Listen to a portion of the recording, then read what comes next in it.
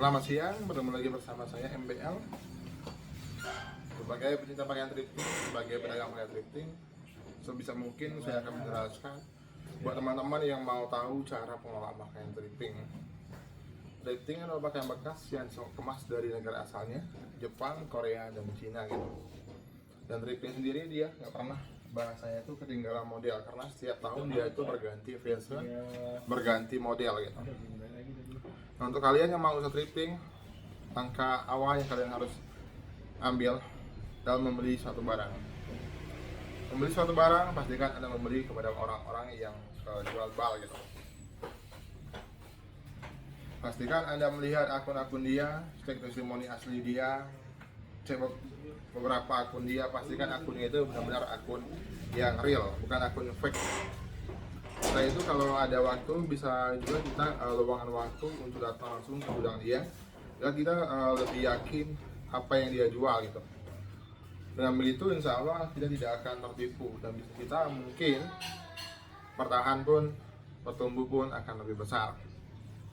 Di thrifting ini dia semua item tuh ada, dari item anak-anak hingga ke item dewasa, dan harga juga dia nggak harus kita usaha thrifting ini dimulai harga itu modal yang 100 juta, enggak. Mulai dari 3 juta pun bisa, ada di kaos cewek dengan panjang 3/4, 7/8 itu ada harganya. Dan usaha ini juga, usaha ini saya bilang usaha yang minim dari kerugian, dimana usaha ini dia sama kayak kebutuhan makan, tapi enaknya dia nggak membusuk, dia nggak basi. Kenapa saya bilang itu? Karena pakaian itu nggak membusuk, dia nggak membasi, dan dia nggak membau. Itulah yang saya bilang tadi, bahwa pakaian ini memang selalu juga dibutuhkan gitu. Kemenangannya mungkin karena dia nggak membusuk. Dia sama kayak makan, pagi hari, siang hari, malam hari. Pagi orang baju apa, siang orang baju apa, malam orang pasti berbeda lagi ya, tentunya begitu. Dalam thrifting itu mempunyai beberapa brand, puluhan brand gitu. Tapi tentunya yang harus kita perhatikan untuk mengenai brand dan kode bal itu nggak memastikan barang-barang jeleknya.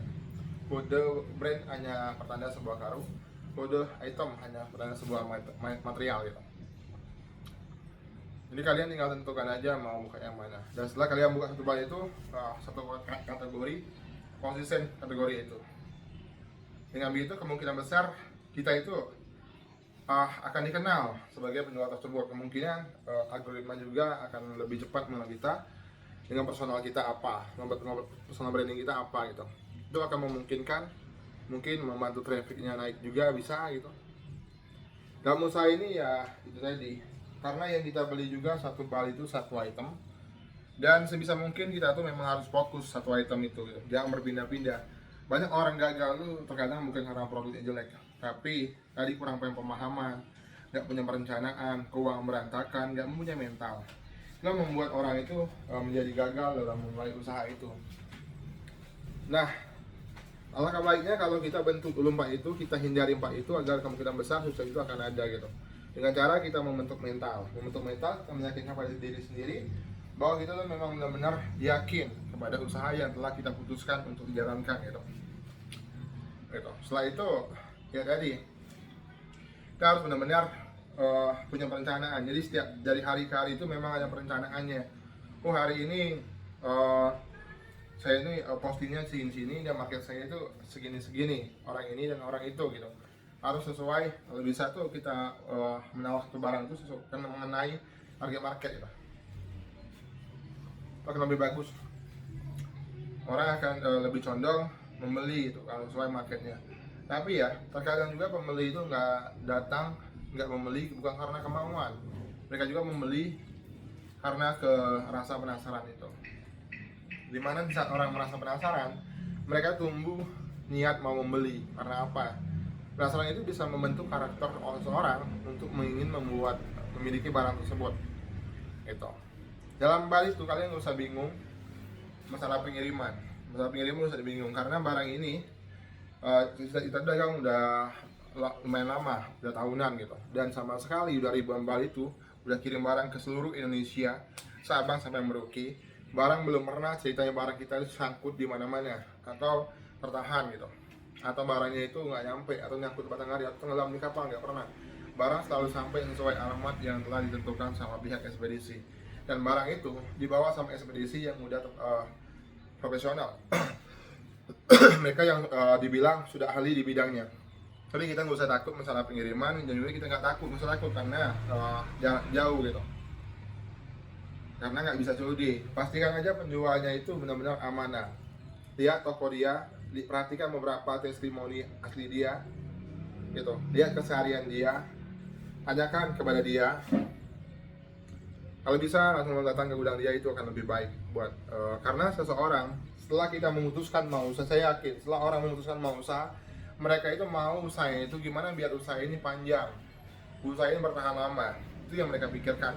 Alangkah baiknya kalau kita tuh mengatur struktur dulu untuk cara pembentukan usaha tersebut gitu, dengan cara hal-hal yang awam, yang sangat gampang. Cara kita mengenal item dulu, mengenal pasar gitu, mengenal pasar, apa sih yang dibutuhkan pasar gitu, apa sih yang dibutuhkan orang. Jadi kita dagang itu bukan apa yang kita butuhkan, tapi orang yang orang butuhkan gitu.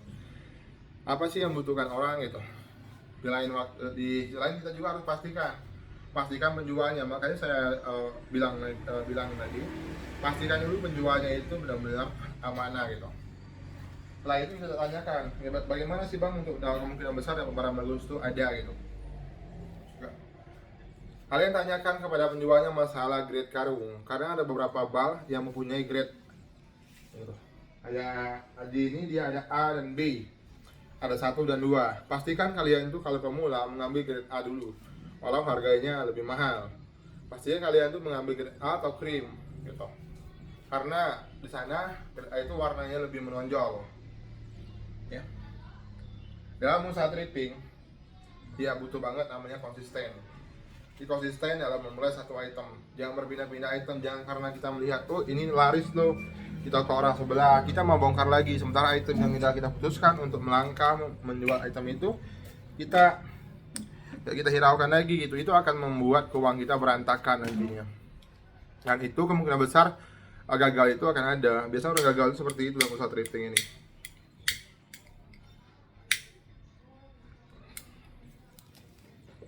Dan usaha ini juga bagus ya, mungkin buat kalian semua yang dimana belum mempunyai usaha tapi mau memulai usaha. Ini juga bagus usaha thrifting, karena usaha ini tuh dia tuh saya bilang begini ya, marketnya besar nih, lumayan besar. Karena dari kalangan A, kalangan B, ke kalangan C itu mereka bisa mendapatkan barang-barangnya tanpa mereka tuh harus membeli barang mahal, enggak. Jadi makanya makin besar gitu, dan orang-orang tuh bisa mendapatkan barang brand-brand yang harganya lumayan. Nah, bisa didapatkan dengan harga yang terjangkau. Thrifting ini dia terbentuk dari semua jenis kain pakaian, dan dia selain pakaian anak, dia lebih ke per item. Ini untuk pakaian dewasanya. Ada kaos oblong laki-laki, perempuan, dewasa, dia ada. Tapi kalau ke anak dia lebih condong laki-laki, perempuan, atasan, bawahan. Begitu kawan-kawan ya. Tentunya hal ini juga menjadi pemicu buat kita dalam melakukan suatu usaha gitu. Dimana usaha ini, thrifting ini saya bilang usaha yang dimana usaha ini di lain dia mendapatkan uang, di lain dia ada chemistry-nya gitu. Misalnya begini, saat kita membeli barang yang lain, usaha lain, kita udah mengetahui dan membuat produknya, tapi usaha ini kita hanya membongkar, membeli itemnya, nggak mengetahui berapa banyak persentase untuk barang A, barang B, dan barang C. Itu juga yang bisa membuat kita tuh menjadi terpacu dalam usaha thrifting ini gitu. Dan usaha thrifting ini juga makin hari itu makin meluas ya, makin hari makin meluas. Karena apa? Kemungkinan market dia tuh makin hari makin banyak gitu. Orang-orang yang membutuhkan barang ini mungkin makin banyak gitu. Dalam usaha pakaian jadi itu usaha yang sangat, saya bilang usaha yang sangat ini ya, tidak berisiko gitu. Beda kayak usaha-usaha lain, mungkin usaha-usaha yang mengandung unsur kebusukan, kebasihan, atau sebagainya. Itu mungkin tingkat ruginya itu akan ada. Tapi di thrifting ini, asalkan kita konsisten aja, asalkan personal branding kita udah dikenal, itu akan lebih enak. Semakin luas jangkauan kita, maka kita pun akan semakin besar gitu. Di Bali ini semua item ada ya. Nah, untuk mengenai quantity itu dia mengikuti dari material. Semakin tebal bahannya akan semakin dikit isinya gitu. Ya. Karena dia itu materialnya beda-beda. Ada jaket, bahan parasit, ada kaos katun, kaos chiffon gitu. Nah, tentunya semuanya itu berbeda ya. Untuk mengenai bahan baku dan semua Bali ini dia mempunyai market tersendiri kawan-kawan. Ya. Dan dipastikan di Bali ini 80-90% itu bisa diolah, itu bisa dijual gitu. Ini juga bagus, saya juga bagus buat kalian yang dimana kalian itu mungkin sudah tidak sanggup lagi bekerja atau memang susah mendapatkan kerjaan, tapi mempunyai uang saku sedikit untuk bertahan hidup. Ini juga bisa diputarkan dalam usaha thrifting ini gitu, agar uangnya itu bisa bertahan lebih lama dan kemungkinan besar dia akan bertambah kawan-kawan ya. Itu juga bagus loh kawan-kawan. Dan usaha ini gampang banget kita itu memulainya. Kita tinggal tentukan itemnya, jangan bingung masalah item, tentukan aja dengan sesuai budget yang dipaksakan.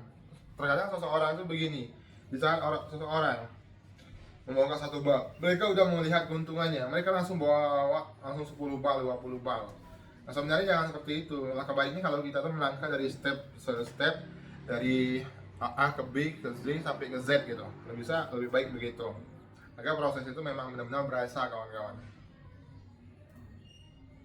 Ya, di karung Bali banyak jenisnya. Dari brand Jepang, brand Korea, dan brand Cina, mereka mempunyai beberapa kode atau brand gitu. Dan dari itu untuk menentukan barang bagus jeleknya saya bilang tadi, bukan masalah brand karung atau masalah kode bal. Kode hanya pertanda sebuah material dan brand hanya pertanda sebuah merek karung. Begitu. Dan Bali ini juga saya bilang usaha ini adalah usaha yang dimana ya, seorang itu memulai usaha itu nggak harus dengan budget yang ratusan juta. Mereka bisa mulai dengan harga 3 jutaan. Dan barang itu nggak dikelola lagi. Setelah mereka bongkar langsung bisa dijual, dipasarkan di tadi marketnya gitu. Ya. Terkadang orang juga bingung kenapa sih bang banyak kasus-kasus yang beredaran orang yang tertipu belanja di Bandung. Nah, ini kita jawab pertanyaan ini dengan cara yang sangat detail.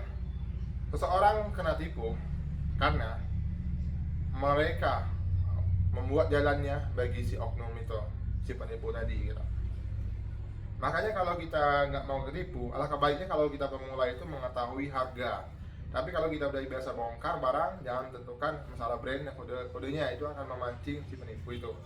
Dan juga kita pastikan masalah tokonya. Pastikan tokonya, penjualnya benar-benar amanah. Gitu. Cari toko-toko yang menjunjung tinggi nilai kejujuran itu.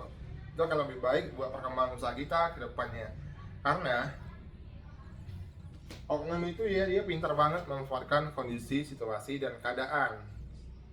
Nah, kita benar-benar harus bisa mengatasi itu semua. Kita harus benar-benar bisa menjaga semua itu agar mereka tidak bisa masuk gitu. Dan juga masalah barang ini kita pastikan aja masalah itemnya. Pastikan item itu kalau kita beli pakai anak-anak, pastikan yang datang pakai anak-anak. Pastikan kalau kita beli pakai dewasa, yang datang itu pakai dewasa ya. Nah, makanya itu harus kita dengan cara tadi melihat akun dia, keseharian orang itu. Apa sih keseharian orang itu? Pastikan orang yang mau diajak jadi partner dalam kerja, orang yang di bidang yang sama gitu. Dan saya udah mempunyai beberapa customer saya itu 30% dari kalangan remaja, ada dari ibu-ibu rumah tangga IRT, bagian juga dari kaum lelaki, bapak-bapak gitu. Dan saya sering curhat sama mereka untuk mengenai usaha thrifting ini gitu. Dan saya sebagai penjual bal, setelah barangnya sampai di gudang, kita hanya mengecek masalah kode dan itemnya ya gitu. Untuk tingkat bagusnya itu tergantung hoki-hoki ya, karena pasti saya yakinkan di bal ini 80% 90% bisa diolah ya. Dia pasti ada barang A, barang B, dan barang C gitu. Makanya saya bilang alangkah baiknya kalau kita langsung datang ke gudangnya agar kita bisa berdialog langsung, cerita sama orangnya bagaimana sih bang usaha ini, kita bisa lihat langsung mengenai item itu. Saya juga begitu, Saya waktu saya mulai memutuskan mau usaha thrifting ini, saya datang dulu ke tempat orang yang penjualnya.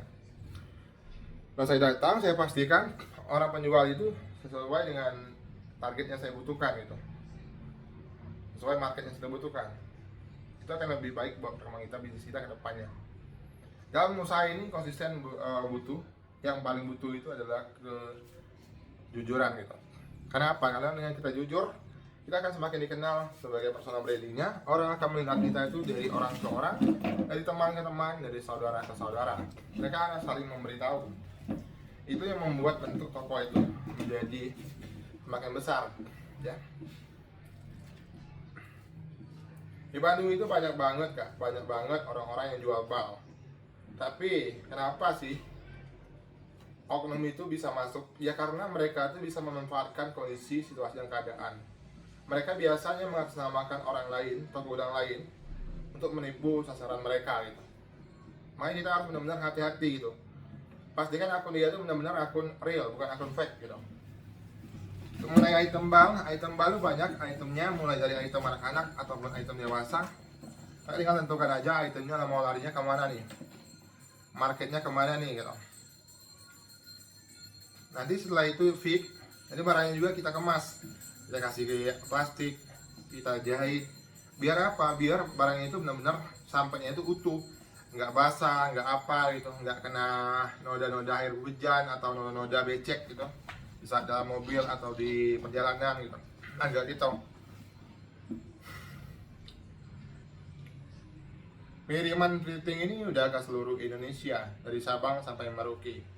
Apa yang ditakuti dalam pengiriman pakaian thrifting? Semuanya barangnya pada sampai, tidak ada kendala sama sekalipun, dan barangnya sesuai dengan jadwal ditentukan sama pihak ekspedisi sampainya.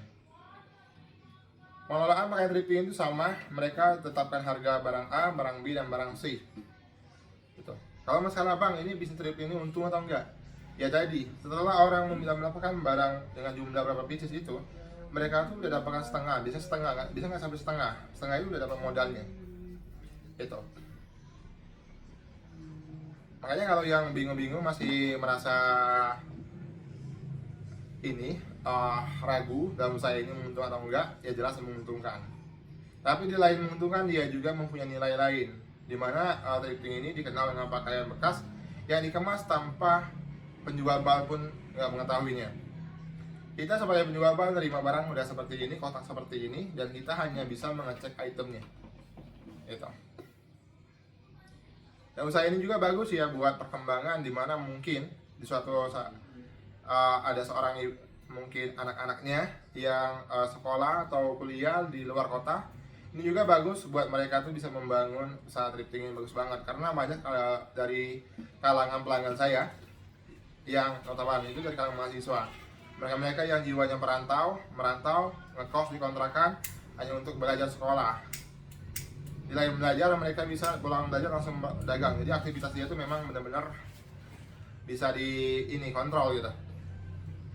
Itu juga bagus buat perkembangan anak-anak yang lagi jalan rantau atau lagi belajar di rantau gitu. Untuk memulai usaha ini. Bahkan seseorang ibu juga banyak pelanggan saya itu. Ibu-ibu yang dulunya itu sebagai ibu rumah tangga yang hanya kerja itu menyusui anak, mandi, makan, dan tidur. Itu aja, dan menabungkan uang yang dihasilkan sama suami dia. Tapi ibu itu pintar. Dia itu setelah uangnya itu ditabungkan sama suaminya, nah dia memanfaatkan uang itu. Dia bilang, saya nggak akan membuat uang ini menyusahkan saya akan membuat dia buat bekerja sama saya gitu. Jadi dengan begitu dia tuh cari bisnis ini, bisnis A, bisnis B, hingga dia tuh memulai bisnis pakaian thrifting ini ya.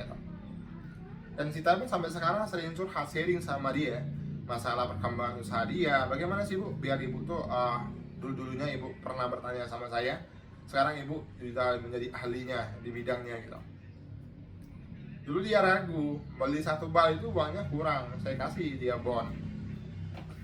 Uangnya itu beli barang yang harga 3.800.000. Itu ada di, kemarin itu ada di 7/8, 3/4. Nah, uangnya kurang 400.000. Saya bilang nggak usah pikirkan uang itu, tetapi ibu pastikan ibu itu maju. Saya akan bantu ibu semaksimal mungkin. Saya senang banget ibu gitu. Senang banget kalau ada antara dari customer saya itu yang bisa merasakan keuntungannya gitu, saya senang banget.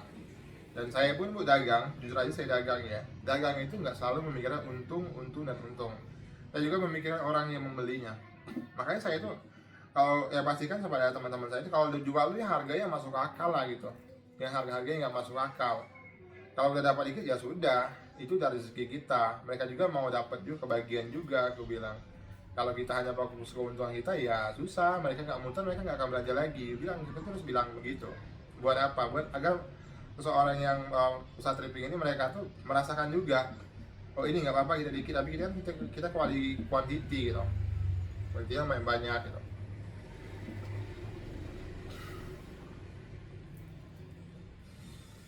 Saya juga sering sharing customer saya itu sebagian itu notabene-nya tuh ada juga yang sebagai investor gitu. Mereka di mana mereka itu hanya bisa membeli bal, tapi mereka nggak mau jual eceran. Mereka meminta orang lain untuk memutarkan bal itu. Mereka sistem berbagi untung. Itu juga bagus banget buat para investor yang mau usaha tripping ini. Tapi nggak ada peluang. Bisa ditarik orang-orang yang jujur, yang benar-benar bisa dipercaya dalam bidangnya dari mereka, dan ajak mereka kerjasama gitu. Dengan begitu uang kita tuh berputar, dan kemungkinan untung itu lebih besar gitu, lumayan gitu. Tripping ini adalah pakaian dimana pakaian ini selalu mengikuti perkembangan zaman.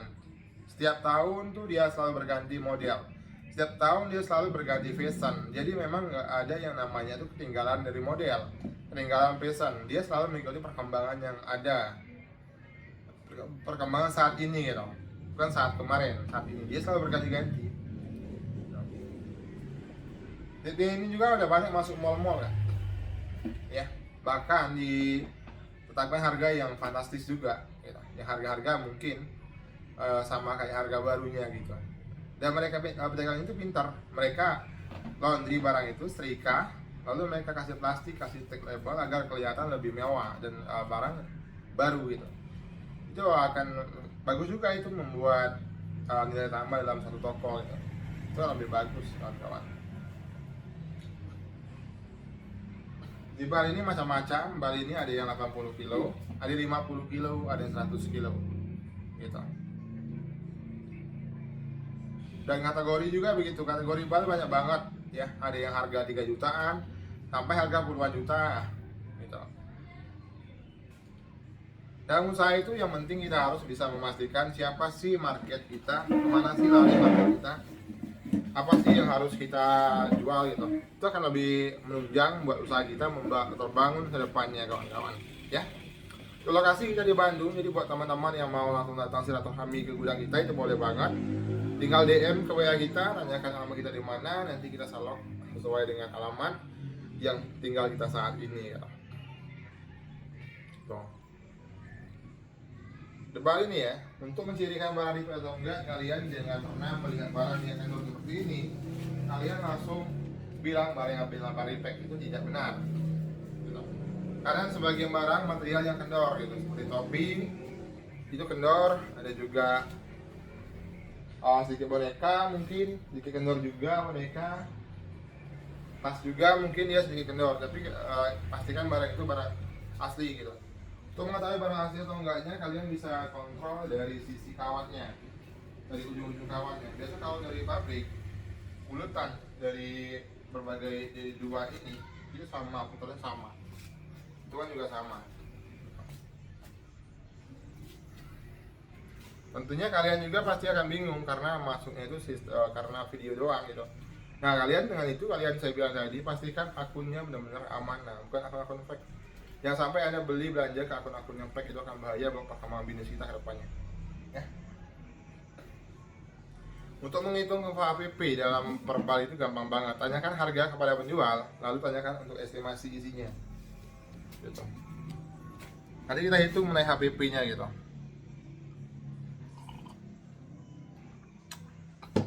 Dan saya ini bagus banget buat kita ya, gimana kita yang dulunya mungkin nggak ada apa-apanya, nggak ada kerjaan, bahkan sama sekali mungkin bertahun-tahun pengangguran, dengan ada uang dikit kita mulai usaha ini, itu juga bagus. Saya juga mengalami itu. Dulu saya itu orangnya itu nggak tahu arahnya kemana, Saya lihat teman saya kalau usaha ini dia maju, kan saya udah banyak usaha, saya itu stuck di tempat gitu, yang di tempat gitu. Itu yang membuat saya itu mau mencoba gitu. Setelah saya mencoba, mungkin keuntungan itu nggak juga besar, saya juga nggak mau loh.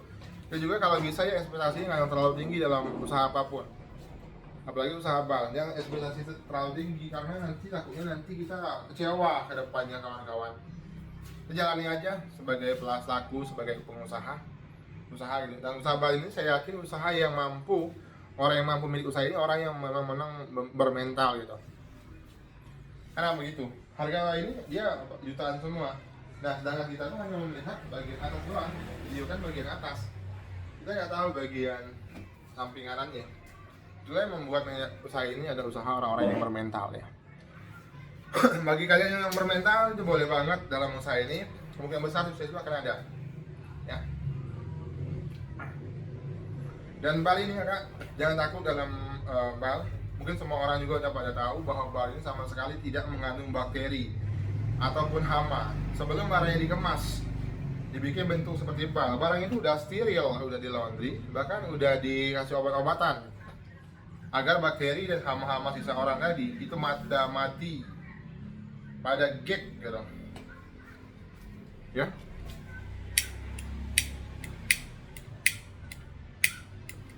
Udah, saya merokok dulu bentar.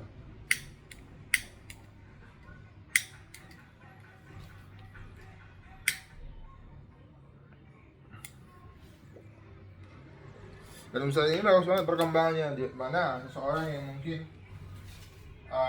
dunia bingung-bingung dan menurut saya setelah mereka memulai usaha, banyak pelanggan saya itu notabene pada bingung-bingung dalam memulai usaha, bingung-bingung.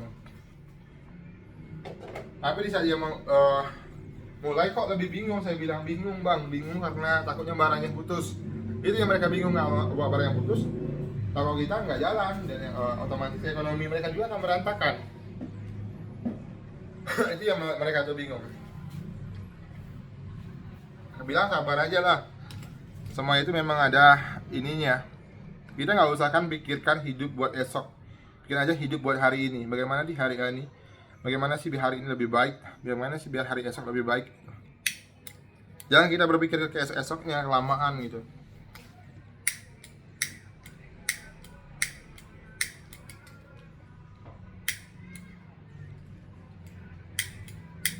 Kalau saya begitu ya, berpikirnya gitu. Dari hari ke hari, hari ini seperti ini, market saya seperti ini, dan saya harus masarkan ke sini-sini. Ini market yang saya tempuh. Dan ini harus mengenai target marketnya. Ini saya jalankan dari hari ke hari itu begitu-gitu aja.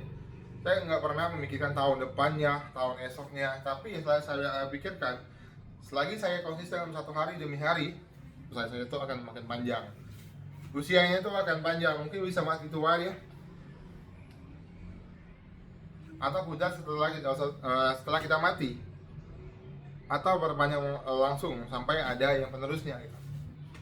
Begitu kawan-kawan, makanya kita wajib banget dalam tidak kesabaran tadi gitu.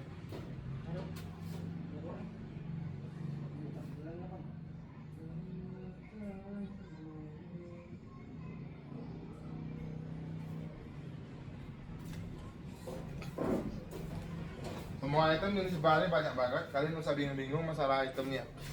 Tentukan aja marketnya kemana nih gitu. Itu akan lebih memungkinkan untuk memulai usaha itu ya. Jangan bingung masalah harga itu hanya pertanda. Harga itu hanya notabene-nya itu. Di bal ini kalian nggak usah bingung juga. Jangan juga kalian ambisi ya. Bingung, jangan ambisi, jangan. Jalan aja dengan 1-2 bal dulu untuk pemula. Beli 1-2 bal, pelajari 1-2 bal itu, geluti 1-2 bal itu, nanti untuk next selanjutnya itu bisa lah kita beli 3, beli 4 gitu. Di bal ini ya gitu, saat orang mau memulai itulah yang mereka tuh berat dan memulai. Gitu. Nanti setelah mereka memulai, mereka akan merasakan jalannya seperti ini. Yang kata orang yang berliku-liku itu nggak juga sih, kata orang yang banyak juri-juri itu nggak juga sih. Ya ini kan ya, aspal semua nih, yang itulah yang di dalam usaha thrifting ini gitu.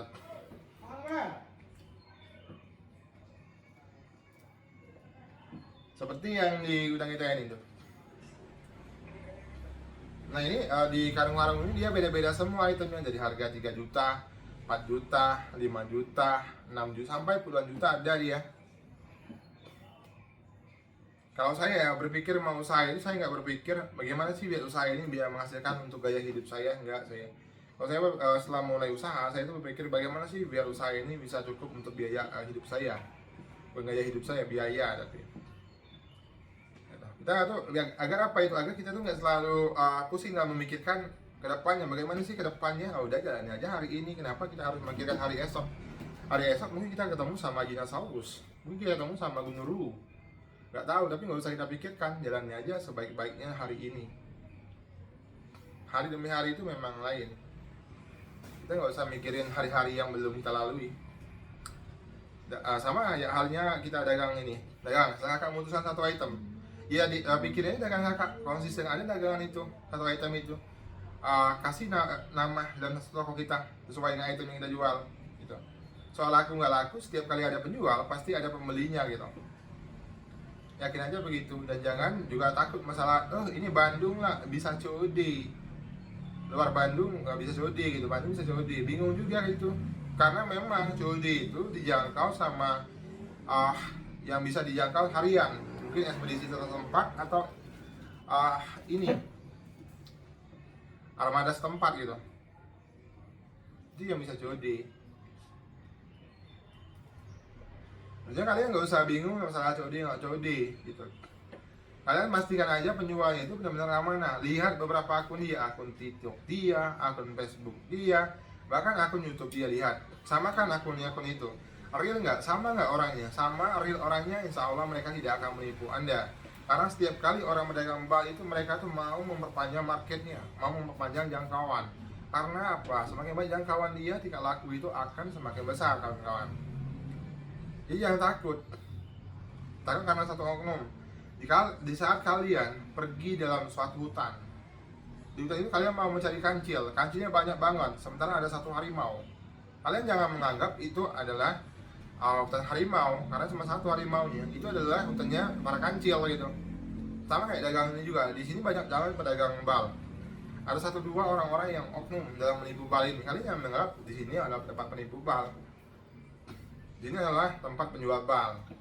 Nah gitu, makanya harus butuh banget kita untuk merealisasikan apa yang mau kita usahakan. Aku ini mau usaha terjun di bidang pakaian, thrifting atau pakaian apa gitu.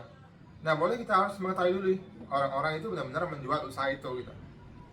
Dengan begitu insya Allah saya yakin usaha itu akan terkontrol nantinya. Karena kita bisnis partner kita orang yang benar. Dan nanti setelah kita mendapatkan orang yang benar, saya sudah jelaskan di video-video sebelumnya, jangan berpindah-pindah untuk pembelian, fokus ke orang itu. Nanti walaupun barang yang nggak tanyakan ke orang itu, jangan takut karena harganya akan lebih mahal kalau kita beli ke orang yang tersebut yang punya barang, bukan. Nggak. Biasanya itu antar gudang itu mereka mempunyai harga yang berbeda daripada mereka jual luar dengan harga mereka jual dalam antar gudang gitu.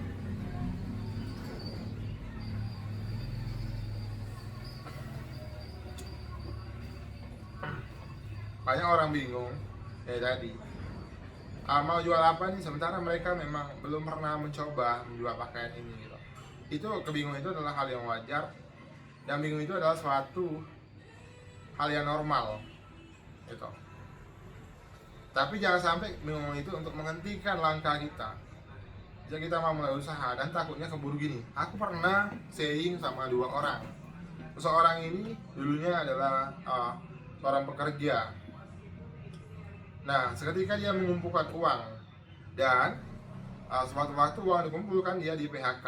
Dia bertahan karena dia tuh fokus ke kerjaan ini, sebenarnya kerjaan itu udah nggak didapatkan lagi gitu. Dan tiba-tiba uangnya habis. Baru kepikir mau usaha gitu. Saya bilang sama dia, kayaknya ini terlambat kak. Coba kakak waktu ada uang dulu, kakak putarkan usahanya. Usaha apapun ya, saya nggak harus usaha di dalam thrifting. Usaha apapun itu kakak putarkan. Biar apa? Tumbuh uang itu akan lebih lama nantinya ke depannya, aku bilang gitu, daripada uangnya dihendapkan aja. Ini contohnya habis gitu bilang. Ya ada juga orang-orang yang bingung juga. Ini cerita sama 2 orang yang bingung, yang dia tuh uang itu hanya 3 juta. Sementara kalau dia belikan uang besok dia nggak akan membelikan barang, besok dia nggak akan beli beras lagi gitu, dia nggak akan bisa makan lagi. Saya bilang sama dia, kakak, itu kan uangnya 3 juta. Nah kalau di Bali itu harganya paling murah 3 jutaan. Kakak boleh aja coba dulu kak, buat pertama kakak cari pakai usaha dulu, pakai usaha nanti, tapi tetap kakak harus fokuskan ke bal. Dan uang itu kakak segera belikan beras. Untuk sementara kakak jangan fokus ke gaya hidup dulu, fokus makan aja dulu. Lauk apapun makan, aku bilang yang penting uang itu bisa muter.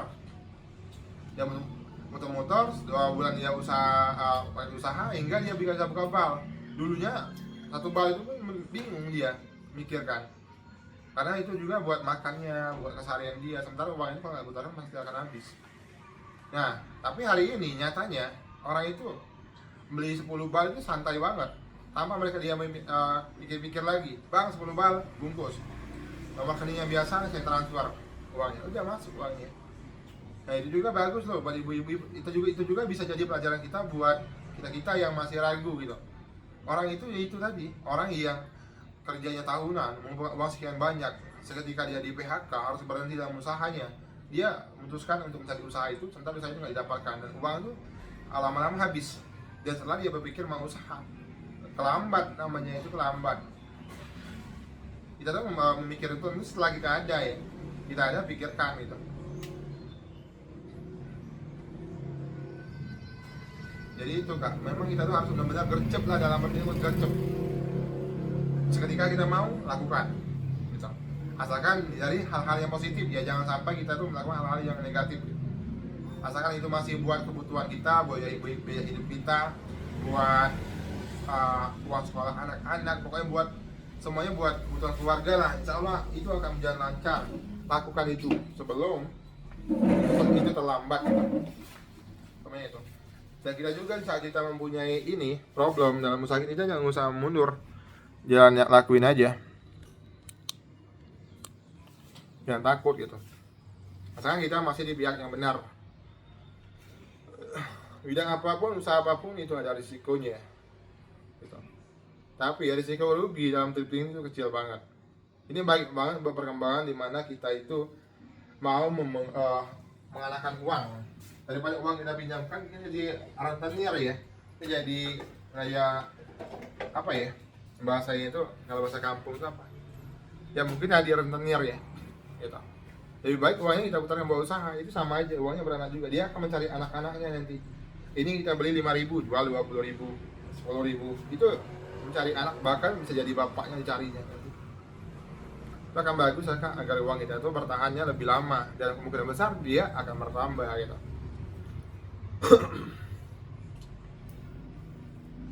Dan di gudang kita nih welcome banget, tamu-tamu sering hadir, ada dari Papua, pokoknya seluruh Indonesia lah, ada dari Aceh datang, orang jauh-jauh, jangkauannya jauh banget, apalagi kakak hanya di wilayah Jabodetabek, bisa kena tipu. Coba aja datang ke Bandung, lihat toko-tokonya gitu, lebih dekat, nanti untuk nesannya bisa belanja langsung, itu kan lebih bagus. Kode bal itu hanya pertanda sebuah material.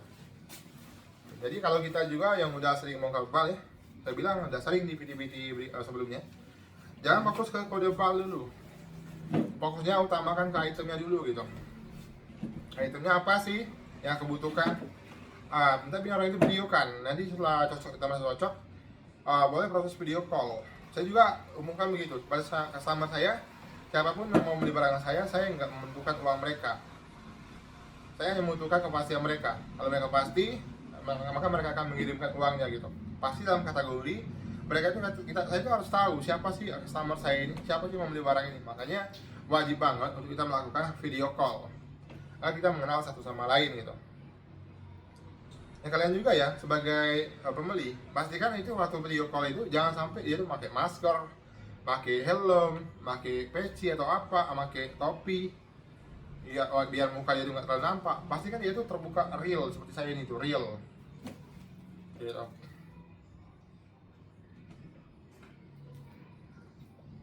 Jangan pernah kita menjadi target market dari oknum, saya bilang itu, karena itu akan merugikan kita.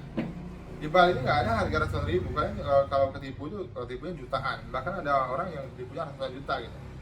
Yang untuk trip kita harus benar-benar hati-hati. Kayak juga sering loh, seseorang yang sering belanja ke orang lain, dia sering nitip barang ke gudang kita. Jadi kita cuma memastikan, oh ini barangnya udah fix, udah benar dengan yang dia bicarakan, atau harganya, orang ini transfer baru. Nah kalian juga bisa, kalian cari orang yang benar-benar kalian udah bisa percaya, kalian bebas belanja ke siapapun, tapi kalian minta dia cek barangnya, gitu. Dia akan bantu nanti. Tapi tentunya juga kita sebagai ini harus benar-benar komitmen ya. Jangan sampai orang udah capek-capek, udah sewa tukang angkut, narik barangnya, udah bayar uang rokoknya, dan tiba-tiba cancel. Itu namanya sama aja kita merugikan orang lain. Kita boleh naik setinggi-tingginya, kita boleh terbang setinggi-tingginya, tapi kita nggak boleh terbang karena kita mematahkan kaki seseorang, terbang karena kita meninju seseorang gitu. Orang akan merasakan sakit. Terbang aja, naik aja, jangan sampai kita naik menjatuhkan orang lain. Yang juga nggak boleh gitu. Makanya itu juga memang betul-betul selain kejujuran tadi kita junjung, ya komitmen tadi, komitmen antara kita pembeli dan penjual, komitmen gitu. Saya juga sering banget, terkadang ya orang yang keep barang 500.000 itu banyak yang nanyakan, tapi nggak saya kasih karena udah ada komitmen, barangnya udah di fix, udah DP, nanti setelah pelunasan baru kita kirim gitu. Saya selalu begitu. Kan kita ngerti juga nih, pelanggan saya ini suka barang item ini, tapi di saat itu mereka tuh bisa terkumpul uangnya dan mereka DP dulu. Ya saya ngerti, mereka akan mengumpulkan uangnya dan setelah uangnya cukup mereka akan mengirimnya dan saya akan mengirim barangnya. Saya nggak pernah menjual barang ini ke orang lain kalau memang udah di DP gitu.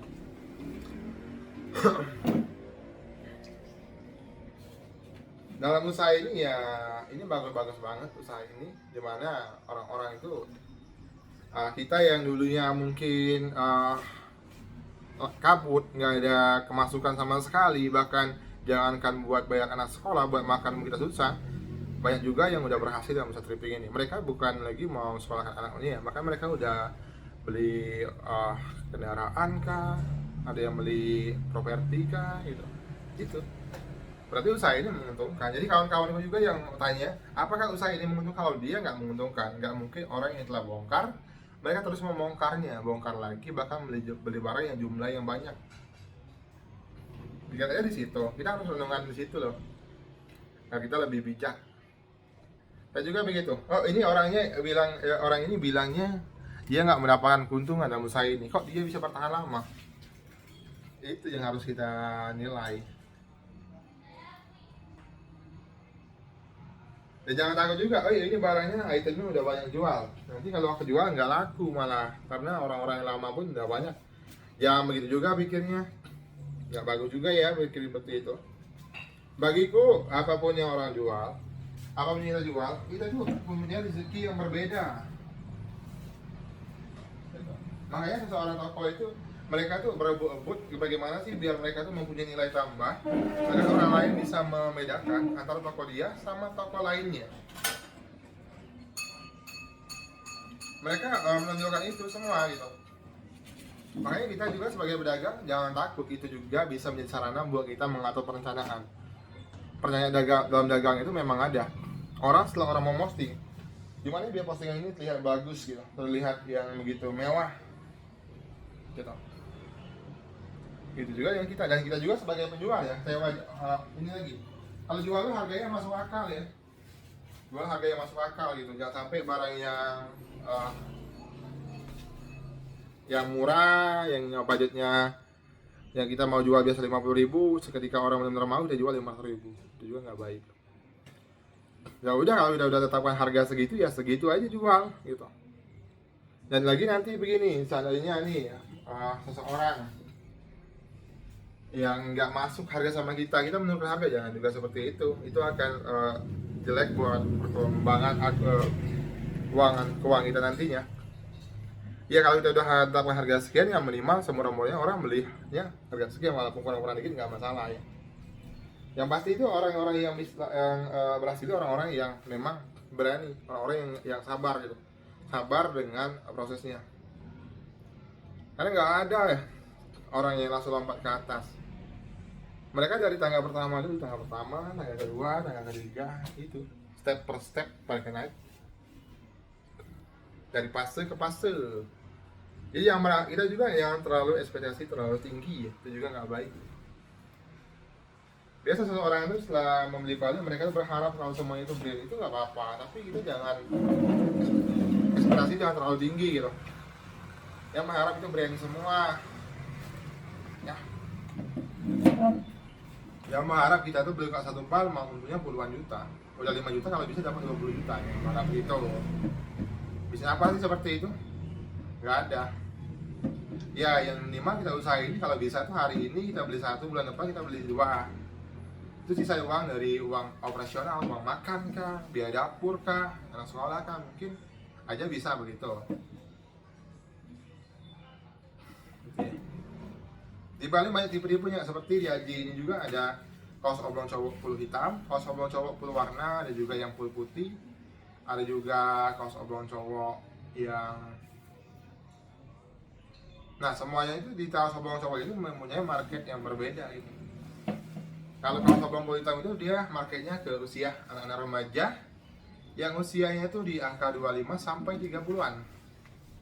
Sementara kalau kaos oblong cowok warna itu lebih ke random, bisa ke remaja umur 25 sampai ke umur 50-an gitu, kan ke 60-an juga bisa. Tapi kalau yang putih itu lebih condong ke orang-orang yang pembersih gitu, mungkin orang-orang yang kerjanya kantoran, atau orang-orang yang kerjanya di pabrik, yang kerjanya di pemerintahan gitu. Mungkin makanya lebih condong ke sana ya kawan-kawan ya. Gitu. Lalu banyak banget loh dari kalangan ini ibu-ibu. Saya sering sharing sama mereka, Bu, di saat ibu memulai memikirkan untuk bisnis ini gitu. Apa sih yang menjadi motivasi ibu? Gitu. Ceritanya pada sama. Mereka tuh takut uangnya itu di tabungan itu berkurang tanpa dia memutar gitu. Makanya mereka tuh dia beranikan diri lah untuk usaha ini gitu. Di sisi lain mereka juga mempunyai mental ya, mental yang takut dan nggak bilang takut. Kenapa sih saya selalu welcome, terbuka banget ya, karena tadi saya tuh mau orangnya tuh, kita tuh harus menjadi orang yang benar-benar bisa welcome, terbuka gitu. Saya lebih ke sana, saya nggak pernah nutupin, oh bang di mana alamatnya bang, di sini, mengaku alamat orang lain, nggak pernah. Saya lebih ini aja, ya alamat saya di sini gitu. Kalian bisa datang ke sini, kita nanti ngobrol, ngopi bareng di sini di gudang, berbincang kita, ya begitu gitulah. Gitu. Makanya saya junjung banget tadi nilai kejujuran itu. Bagaimanapun barangnya saya nggak pernah ya. Saya bilang sama karyawan saya ataupun keponakan saya bilang sama mereka kalau kita dagang itu sesuai yang mereka butuhkan, dan jangan pernah kita mengurangi suatu timbangan barang, karena itu sifatnya dosa. Saya bilang gitu, itu nggak baik. Kita mengambil hak orang lain, orang telah membelinya dan kita mengambilnya, itu nggak baik, itu dosa. Kalau bisa upayakan kita tuh semaksimal mungkin, upayakan kita itu benar-benar bisa jujur terjadi. Sama kayak customer saya juga pernah saya tegur loh, dia itu menjual pakaian ngecer. Nah saya lihat barang itu ada sobek di sini, dia nggak bilang sobek. Saya bilang sama dia, saya nggak balas di lab itu. Saya bilang, itu barang yang kamu kirim tadi kayaknya sobek ya, dia bilang. Oh kenapa itu ketahui? Lah saya lihat, saya bilang, karena itu barangnya saya videokan. Kenapa kamu nggak bilang aja bahwa dia sobek? Saya bilang di sana, saya itu maunya tuh kamu tuh jujur, biar kamu tuh ke depannya tuh makin berkembang gitu, biar orang tuh bisa benar-benar percaya sama kamu gitu. Saya bilang begitu. Saya juga gitu dagangnya, ya udah barang yang ini yang udah ada listnya ini, kita cek itemnya, saya copy bagian atasnya, video kan. Nah setelah dia itu dikemas, saya nggak, siapapun nggak boleh mengurangi barang tersebut. Dia harus benar-benar utuh seperti itu. Dan kalian juga harus benar-benar paham ya. Terkadang orang-orang yang fanatik itu orang-orang yang nggak juga sangat membingungkan gitu. Jadi orang-orang yang nggak paham. Barang kendor dikit dibilang repack, barang yang sobek dikit kali ini bilang repack. Itulah yang menjadi dia kelemahan mereka itu. Padahal itulah yang membuat mereka itu biasanya langsung kena barang repack, karena dari mereka tuh ya selalu memutuskan hal-hal yang ini gampang banget sih mengambil kesimpulan itu, tapi pikirkan dulu efeknya gitu. Makanya aku bilang oknum itu hanya segelintir orang-orang yang memang berpikir itu mau menipu, orang-orang yang mengambil kesempatan dan kesempitan gitu. Jadi nggak semuanya, jangan menganggap kita itu, bilang tadi, jangan menganggap kita itu di setempat hutan yang banyaknya kelinci, ada satu harimau, yang pernah kita menganggap itu hutannya para harimau. Bukan, itu hutannya para kelinci, karena cuma ada satu harimau di sana. Sama seperti layaknya di Bandung ini, karena ada satu penipu, jangan pernah kalian anggap di semuanya itu penipu. Itu hanya satu gelintir sama oknum gitu. Itu hanya satu gelintir oknum. Nah, kita harus pintar-pintar dalam hal ini. Makanya saya bilang harus pintar-pintar memilih penjualnya dulu. Lihat testimoni asli dia. Tanyakan jam tayang dia, lihat dia jam berapa gitu. Itu akan lebih memungkinkan buat bisnis kita ke depannya, kawan-kawan ya. Daripada kita itu hanya zolim-zolim aja. Mengira-ngira orang ini seram, ya penipu gitu. Jangan juga begitu. Kelakuan seseorang itu enggak bernilai, enggak dilihat dari wajahnya, dari rupanya. Jadi kita menganggap begitu. Kita benar-benar harus bijak, telkom gitu. Dalam hal ini juga kalian tuh harus benar-benar teliti gitu. Benar teliti. Pastikan sama penjual itu itemnya aja, jangan bahas kodenya. Itemnya apa sih, itemnya benar nggak sih itemnya gitu. Kalau dia benar-benar fix benar, ya sudah, gaskan gitu.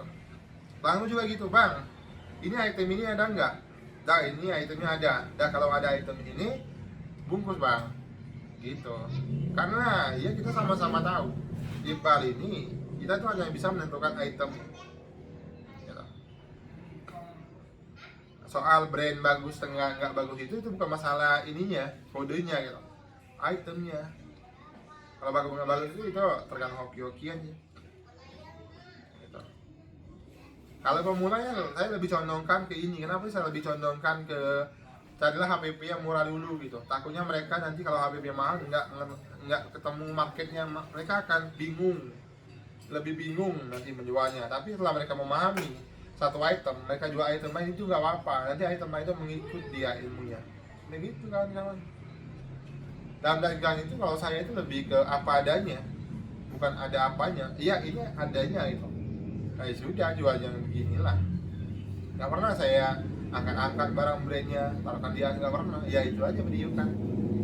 Karena juga orang juga akan menilai karena ini ya. Orang membeli itu nilainya bukan karena video itu. Kalau orang-orang yang cerdas itu mereka menilai, oh ini benar-benar barangnya ini real, barangnya ini benar-benar utuh, dan orang ini benar-benar bisa dipercaya. Itu yang orang nilai gitu, kawan-kawan. Makanya saya itu udahlah, kalau bilang sama kalian nggak usah terlalu gimana-gimana. Kalau kita postingnya jual apa adanya aja. Karena semua pedagang keriting itu kalau yang pernah yang udah lama bukan, mereka udah pada tahu. Gimana sih untuk kualitasnya mereka udah tahu, nggak usah kita jelaskan lagi. Kayak ini bahannya, ini kita jelaskan tuh itemnya mengenai kuantitinya. Saya juga selalu rewel, saya itu masuk pedagang yang rewel gitu. Dimana orang yang telah membeli barang saya itu, saya minta lagi unboxingnya, agar saya itu tahu, oh isinya seperti ini gitu. Oh isi seperti ini. Saya pengen tahu juga, agar saya itu bisa menjelaskan kepada yang lain, customer yang lain gitu. Oh kak, ini kemarin dia bongkar sama pelangganku, isinya begini dan isinya sekian pieces gitu. Saya bisa menjelaskan itu ya. Makanya aku bilang tadi, kalau kita pemula itu alangkah baiknya kita tuh mengetahui harga. Nanti biar waktu masuk nih sama kita, mereka menawarkan harga yang nggak benar, udah blokir gitu. Bilangin harga juga tadi, kalau masalah kode dalam brand, jangan pernah kita fanatik kode dalam brand, itu akan bahaya.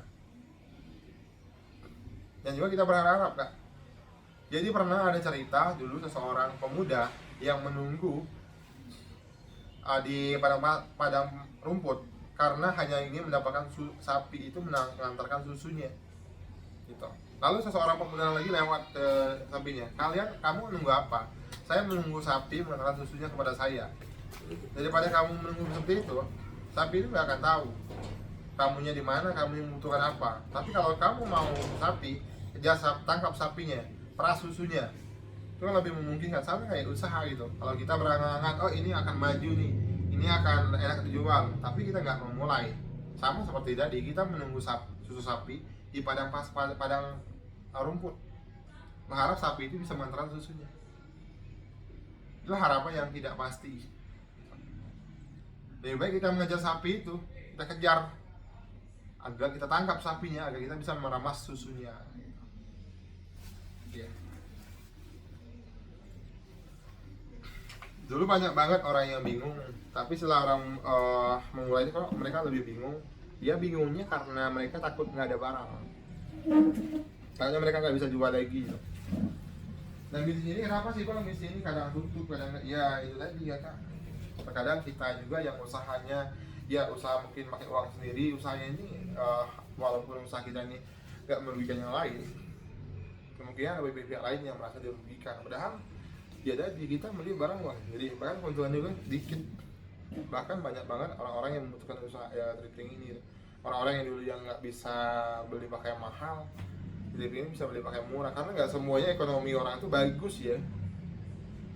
Tetapi terkadang ekonomi yang bagus itu bisa merendahkan juga, bisa menjatuhkan ekonomi yang rendah yang memadai, karena dia nggak mau kalau orang itu rata gitu. Udah nggak juga, kita juga nggak berpikir, kita juga sebagai pengusaha thrifting sering juga beli pakaian baru gitu. Semua itu ada di menurut saya semua itu ada preferensinya, cuma ada orang tertentu yang memang menganggap usaha ini bisa merugikan gitu. Kalau merugikan negara sih gimana sih rumusnya gitu. Saya bilang nggak ada ya situ ya. Merugikan negara, kalau uangnya dibeli belanja pakai uang negara mungkin kan merugikan. Tapi uang ini kan diambil uang sendiri, dan kita juga nggak memaksa seseorang, kamu harus beli pakaian ini, kalau enggak pukul kamu, nggak mungkin juga. Ya kita dagang aja, dagang ini juga nih modal 5.000, kita beli, kita jual 7.000 gitu, hanya 2.000 rupiah lah untungannya. Dan sama sekali saya rasa usaha ini nggak merugikan gitu. Dalam usaha itu saya bilang usaha ini tuh ya tadi dulu tuh saya sampai udah lama jual Bali nggak ada dapat apa-apa, cuma dapat buat makan aja.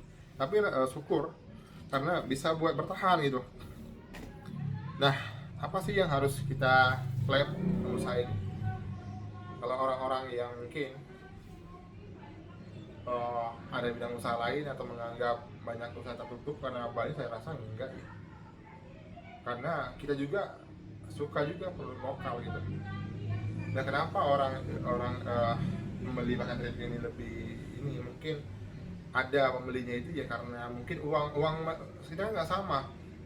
Mungkin situ yang kerjanya gajinya itu ratusan juta, tapi kita aja yang kerjanya sehari 50.000 beli barang yang harganya 80.000.